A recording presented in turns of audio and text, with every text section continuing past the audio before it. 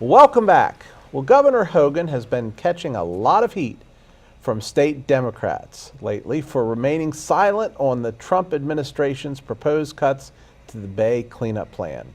Colin, under Larry Hogan and a new EPA administration, do you think it's fair to say the Chesapeake Bay is in danger? I think the Chesapeake Bay has been in danger for a long time. And I think that there is, on a federal level, there is a very, there's a philosophical change in the way that we were approaching environmental protection. I would like to remind you guys that, back in the 80s, remember acid rain? Yeah. Remember all the horrible damage that we had to our environment because we didn't have regulations. And is there over-regulation? Yes. Are there things on the books that really should be streamlined and simplified? Absolutely.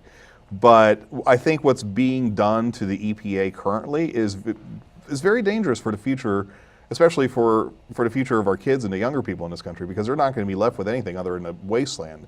Now, the Bay has been in trouble for a long time, and I think that the Chesapeake Bay cleanup program has done a lot of good, eliminating a lot of you don't have to go any farther in the Potomac River to see. If you remember a few years ago, it was dirty.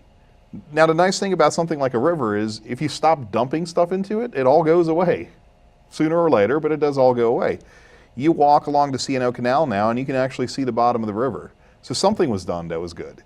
And the same thing with the Bay. The crab populations are still under threat because we still have these dead zones that are caused by fertilizers that cause algal blooms.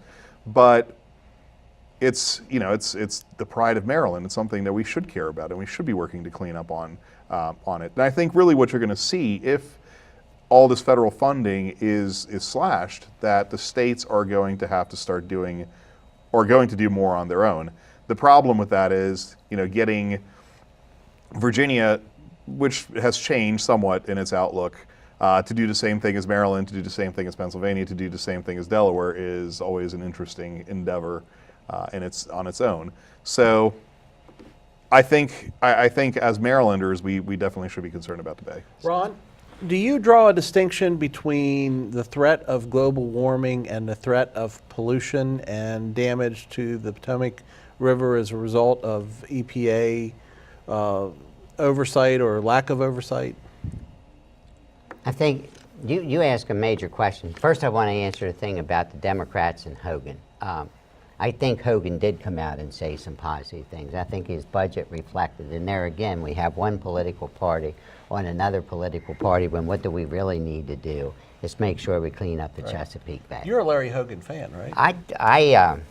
I like Larry Hogan better than the guy that he ran against. Okay, and I told Larry Hogan that as well.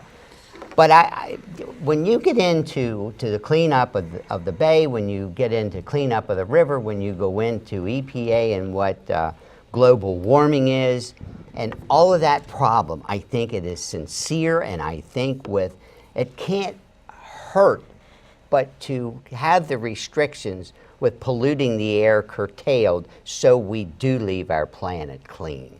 I don't think that expense is going to outweigh destroying the earth. And I think business at times becomes overly sensitive to ensuring. Years ago, what happened? Fairchild polluted the ground. What happened? Central Chemical polluted the ground. What happened? Other people polluted the ground. You have Superfund sites. What did that do? If you don't have some kind of regulatory oversight over what's going on, business will do a lot to destroy us. Because they're going to take the lines of least resistance and they're going to maximize profit regardless. All for the bottom line. Right, all for the bottom line. Ken, what say you? Well, all right, so I'll probably get some flack on social media for this one, but if it pleases the Crown, may I pay a tax to keep flushing my toilet? How long have we had the flush tax now in Maryland for being able to clean up the Bay? How much good has that tax actually done? I know it has done some good. I know it has reduced the nitrate levels in the Bay, but I do question the longevity of paying that tax, because I don't see any sunset date on that tax. I don't see any repeal date on that tax. You know, at what point do we declare success and say we have successfully cleaned up the bay, we can stop taxing people on this? I don't see an end to that in sight. Yeah, I get that.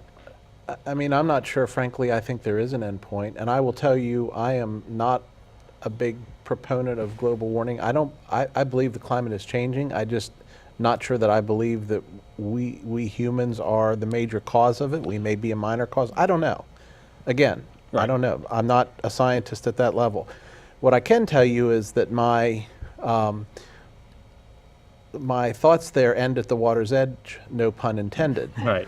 Because the Chesapeake Bay and our lands, whether they're forest lands or bays or rivers or streams or whatever they are, I believe, like you do, Ron, that we should leave them. What do the Boy Scouts say? Leave them at least as good as we found them. And I agree on that. But at the same time, I also kind of question, so how much of a flush tax does West Virginia pay? How much of a flush tax does Pennsylvania pay? How much of a flush tax does Virginia pay?